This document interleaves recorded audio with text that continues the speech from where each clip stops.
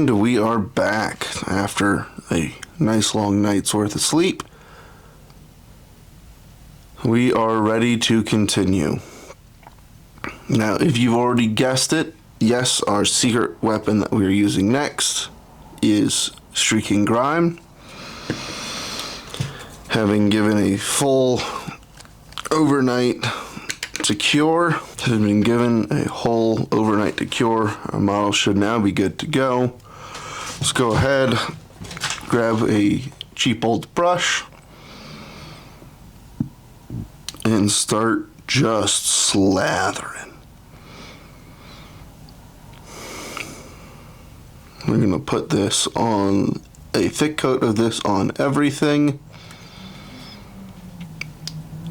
The only thing that you kind of want to avoid is the flames. We're going to do those very last. Oh, and avoid the sword blade as well. We have another trick up our sleeves there. With that now all applied, go ahead and give it about 15 to 30 minutes to tack on, depending on where you are and how fast things dry.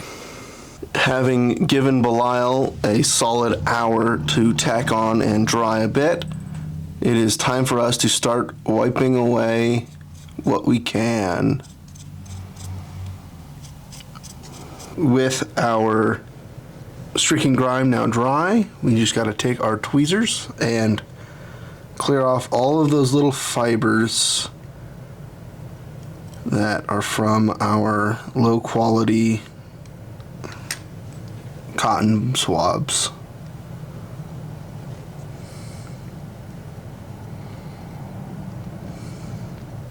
With those fibers now removed, we get to turn our focus to the blade.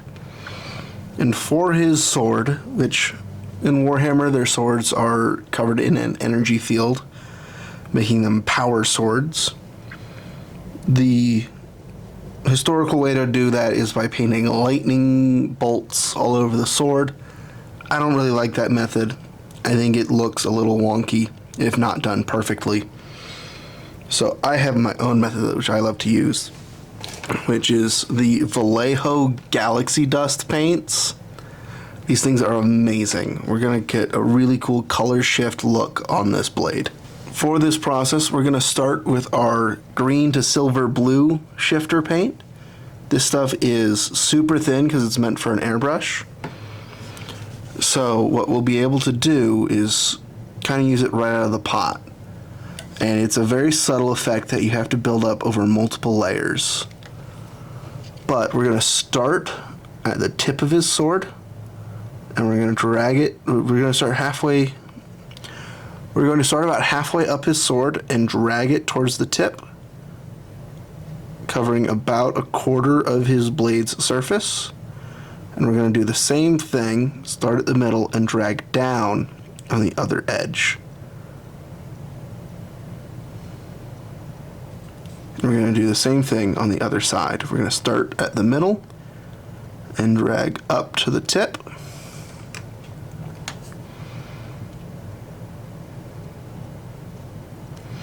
And start at the middle and drag down to the base. With this paint, you always want to make sure that you are moving your brush in the same direction with each spot, because that will change which way it shifts based on which way you're dragging your brush. With that first color shifting tone now applied, we're going to apply a new tone of green gold to cold blue. Then we're going to take our brush and we're going to apply it in the opposite way of our previous one. So we're going to start at the middle on the bottom half and drag that towards the tip. And start in the middle on the top half and drag that towards the base. And then we'll do the same on the other side. Take the start of the middle, drag towards the base on the top.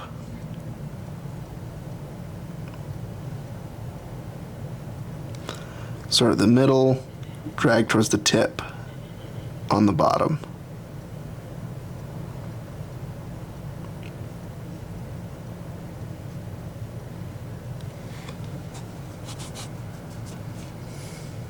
And we'll give that a moment to set before moving on to our second coat. As we see that special effect start to form, we get to make it stronger. We're going to start with our first color shift paint again. And this time we're going to start further up the blade and bring it to the tip and closer to the base and bring it to the tip. What this does is it strengthens the fade effect of this paint. And we'll do the same on the other side. Closer to the head, bring it to the tip. Closer to the base, bring it to the tip. Then you do the same with that second paint. Closer to the tip, bring it to the end. Closer to the base, bring it to the end. Closer to the tip, bring it to the end. Closer to the base, bring it to the end. Now, this leaves a center section that we now get to play with. We want this to look like it's got all kinds of different energies racing back and forth along it. So next, in that center segment of the blade, we're going to add these two paints in alternation. We're going to start with turquoise to violet, and with that, we're going to hit this top part and connect our two colors. We're going to do the same over on this side. Connect our two colors on the top half of the blade.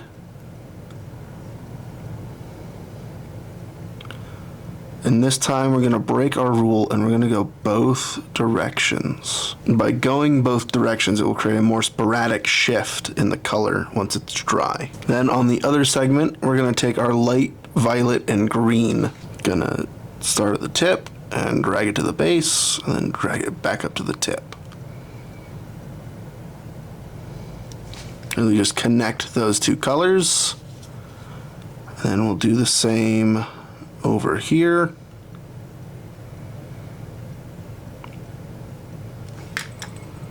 Doing this kind of checkerboard pattern creates the motion in the blade that really makes it feel special.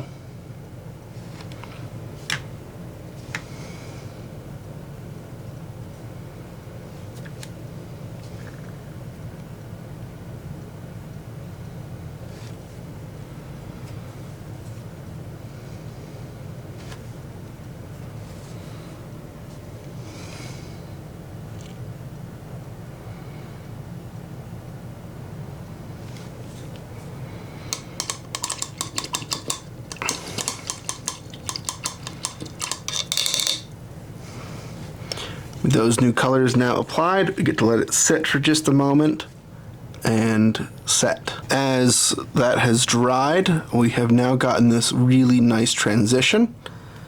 And we got one final step to smooth it out, which is going to be this emerald green to mauve.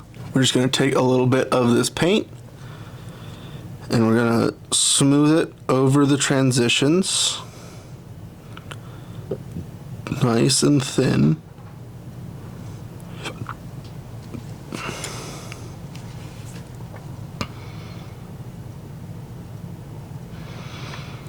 And alternate where it sits on the blade just a little bit to kind of help break it up.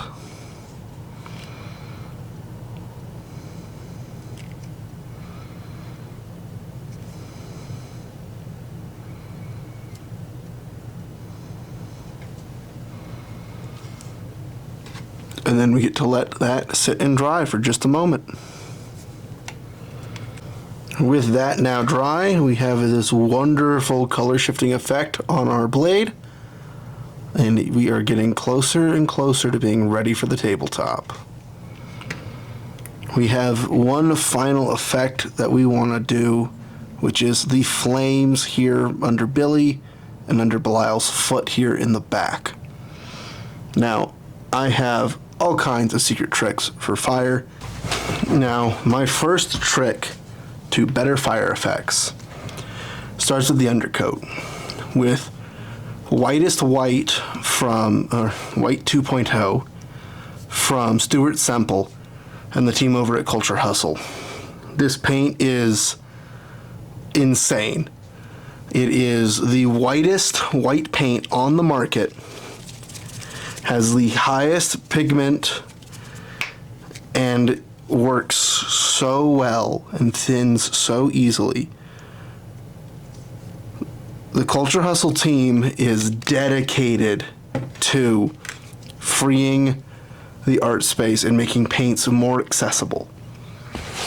They're the people who did things like Black 4.0 to combat Vanta Black getting its rights purchased. They create new ways to do some of the most iconic paints so that anyone can use them. It's a wonderful project and a wonderful team. We're going to start with their Whitest White, and we're going to base coat all of our fire in that.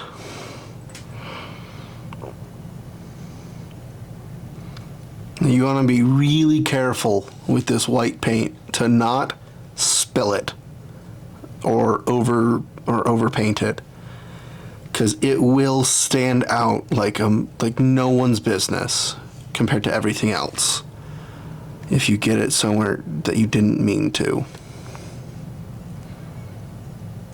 Just do thin coats and be very careful with it. The side benefit, it smells like cherries for some reason. Don't know why, but it smells like cherries.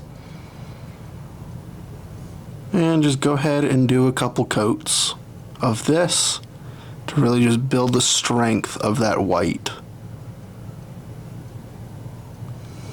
This is my secret weapon to just about any effect that you want to be glowing, is base it with white 2. Now that our white has dried and we have that really vibrant undertone, we get to paint our fire. Now I'm going to airbrush this because it's just going to look so much better. You can do this without an airbrush, and I have done so many times, but you're going to get much better light casting with the airbrush. So it's just one of those moments that it's just better to use one. We're going to start with our mid-tone with Troll Slayer Orange. And I'm going to go ahead and set that up in this little disposable cup. Once you have that correct consistency, go ahead and put it in your airbrush.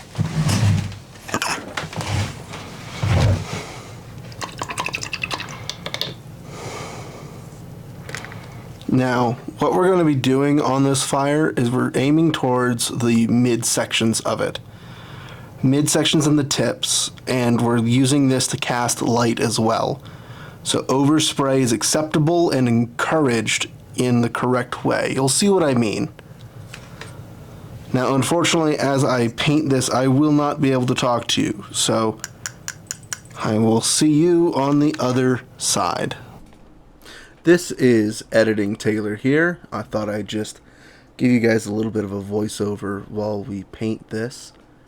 This is essentially the airbrushing process here. I cut this out normally because I can't talk to you during it. But what we're doing is we're spraying the orange onto our fire, and as we are spraying around the area as well, it's casting that same light and tinting our project in the same way, which creates a natural lighting effect that we then get to play with a little bit more. And it really ties the scene together. It makes it feel like everything is together and in one spot. It really adds to the idea that he is walking through this fire, through this battlefield, because it's all reflecting off of each other. It's all tied together. And as I was saying, you could do this without an airbrush. It would require essentially glazing all those areas that we would highlight with the airbrush. It's a much longer process and it takes a lot more skill. But it's definitely doable. The airbrush just makes it faster and easier. That's the beautiful thing about painting, is there's a million ways to get to any outcome that you want. Now always make sure that you do a couple coats with this, as it builds the effect with each layer that you do and really helps add that vibrancy. Now I'm going to go ahead and leave you for a moment with the dulcet tones of an air compressor, just so you can hear a little bit what I'm sitting through as I'm painting these, and why I can't normally talk to you during them.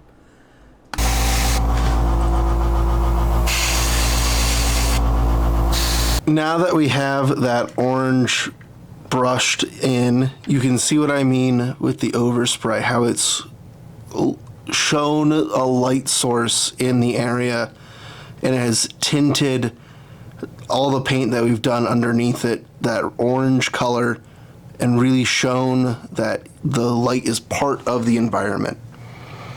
Now, the next thing we're going to do is highlight this even further, and we're going to take a little bit of Phalanx yellow and mix that into what's left of our Troll Slayer orange that's in our airbrush still.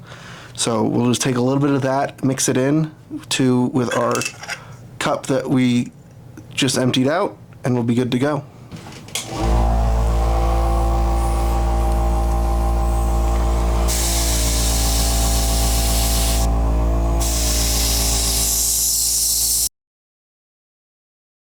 Now, I actually made a mistake here when airbrushing this yellow.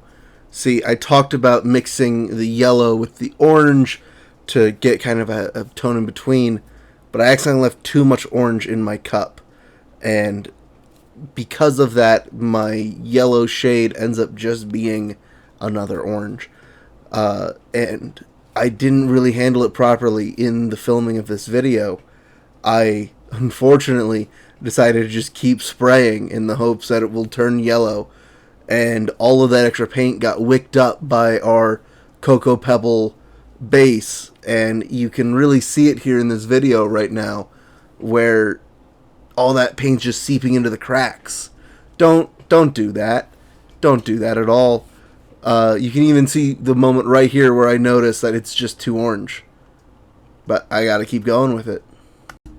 Now, I eventually did come back with a pure yellow to kind of fix my mistake, and it actually ended up turning out so well. You can immediately see how much more effective that pure yellow is, and it actually ends up blending together with that brighter orange and creates a really pretty lighting effect on the base that I never even intended to have. You can really just see how well that turns out, and kind of how surprising it is that it worked out so well. And there we go, with our orange and yellow now airbrushed on. We have this wonderful lighting effect on his base, and we get to just finish that out with just a little bit of extra touches. What we're going to do is we're going to take a little bit of our corn red from our previous video and just touch that to the tips of the fire. Our corn red ready to go. We just touch it to the tips of our fire. Kind of just darken the ends of that blaze just a little.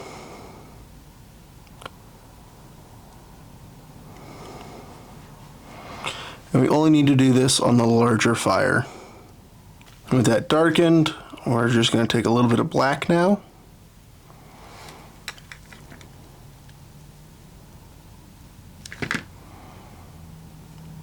And touch the very ends.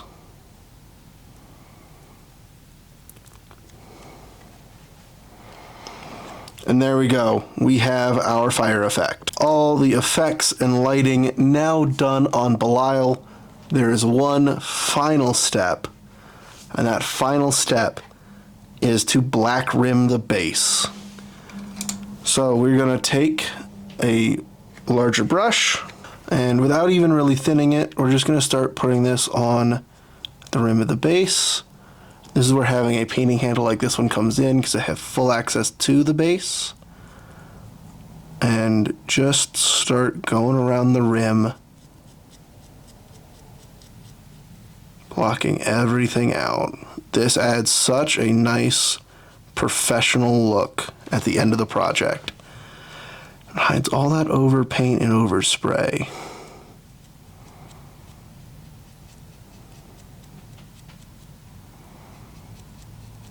Now you will need to do about 2 coats of this. And that second coat is really just to make sure you've got full solid coverage and there's no brush strokes that are visible. You want this to look like the color that the base has always been. And there you go. Belial is now finished fully. This is a paint job I can be proud of, and he will be taking a place of honor in my display cabinet. It really is impressive what you can do with a model that's been sitting in your backlog for longer than you care to admit when you really got the feeling to paint it.